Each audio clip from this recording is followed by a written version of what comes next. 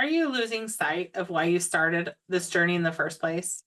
The long hours, emotional toll, constant demands that are leaving you less passionate. Maybe you're feeling burnt out, exhausted, or disconnected from your purpose. If that sounds like you, I want you to take a deep breath and know you're not alone.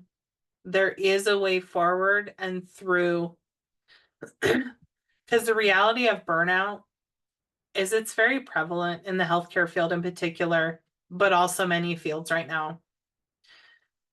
Because the healthcare field is no stranger to stress. And anybody who's watching the news is no stranger to stress right now. We live in some stressful times. But the combination of heavy workloads, administrative burdens, and emotional labor does create ground for burnout to happen quicker. You see, burnout manifests as physical exhaustion, so you're just feeling physically drained, like you physically can't do anything else. Maybe emotionally, you're feeling detached, like you just not sure you can keep going. You're not connected to the people you're helping, or maybe you just don't have the compassion you once had. And maybe you're having a diminished sense of accomplishment, right? Starting to wonder if the work you're doing is making any difference and if it even matters. These are all signs that you are in a state of burnout and that your mind and body are telling you something has to change. And I know most people are going to think about leaving the field, but I can promise you, you can overcome burnout without having to change careers and fields completely. I also recognize for some people that is what's needed, but know that that does not have to be the only answer. We just need to start listening to the mind and the body a little bit and ask for some help, because ignoring these symptoms leads to severe consequences professionally and personally. I've shared my own story because I hit the worst place anybody could with burnout, and physically it destroyed me. But I've also helped a lot of clients turn this around so they don't get to the point I did.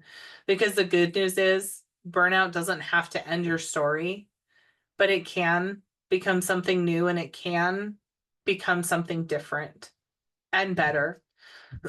So first off, we need to reconnect to your why.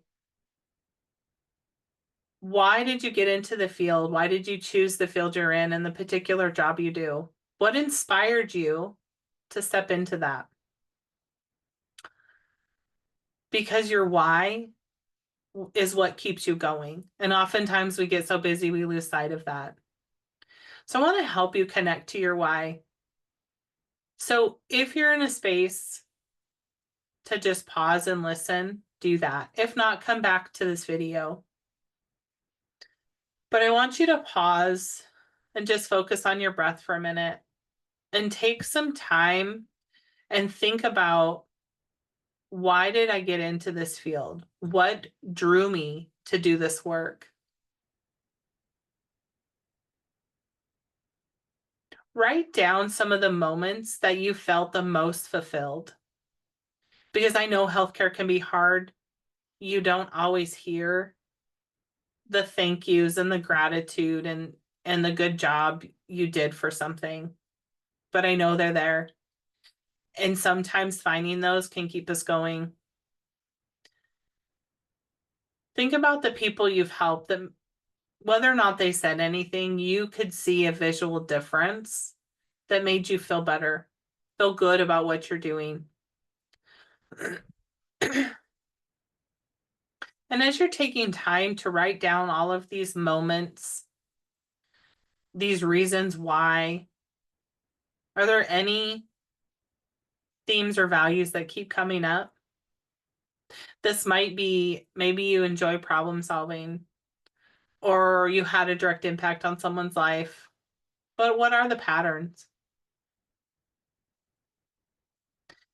And then I want you to picture a version of your career where those moments happen more often. What might that look like? And is there something missing now that you can bring back so that you feel those moments more often? What could that look like? What do you need to make that happen? Because as we tap into these deeper motivations, you get clarity on what truly drives you, right? You have certain values and desires and your purpose, but you want to make sure they're aligned together. Because I believe small changes have big impact. Because it's not always about completely changing fields and learning and doing something completely new. Sometimes it's a matter of bringing something back that's been missing, or to add something that's never been there that could make the biggest impact. Because you don't have to overhaul your entire career.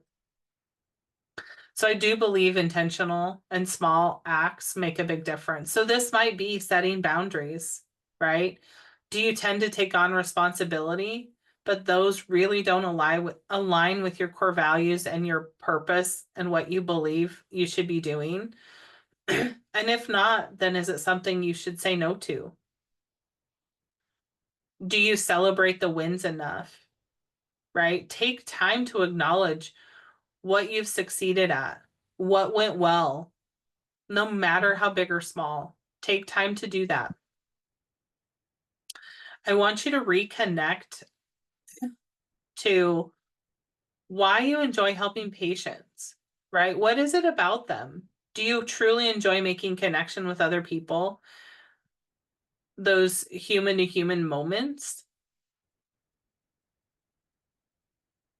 Do you enjoy advocating for change, right? I know there's a lot of systemic issues that contribute to burnout. Do you see yourself advocating for that? Because change does not happen overnight. And I can tell you, and I've seen this time and again, if you don't speak up, things won't change.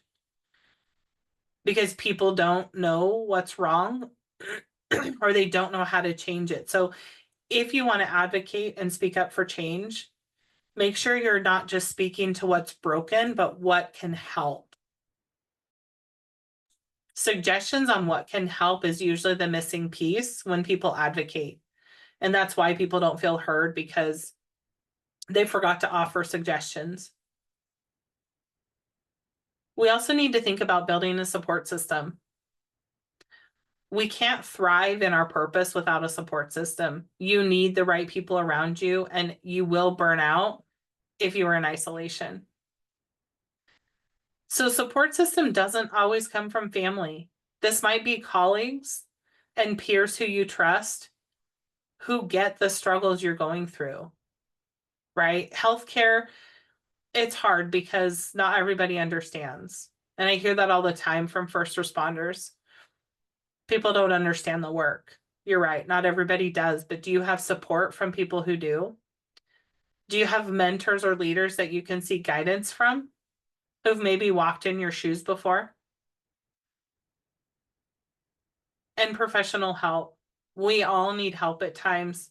So this might come from a therapist or a coach who specializes in burnout or career transitions, but seek help and guidance. It can help give you clarity. Because remember, there is power in your purpose, but you have to stay connected to it. Staying connected to it will help you overcome the challenges. Your purpose acts as your compass, and it guides you through those tough days, and it helps you stay focused on the bigger picture. It helps turn exhaustion back into empowerment, because I know you can thrive and succeed in what you do. And so remember that to reignite your purpose isn't a one-time event. It is a continuous journey. And I talk about that a lot when I talk about balance. Balance changes.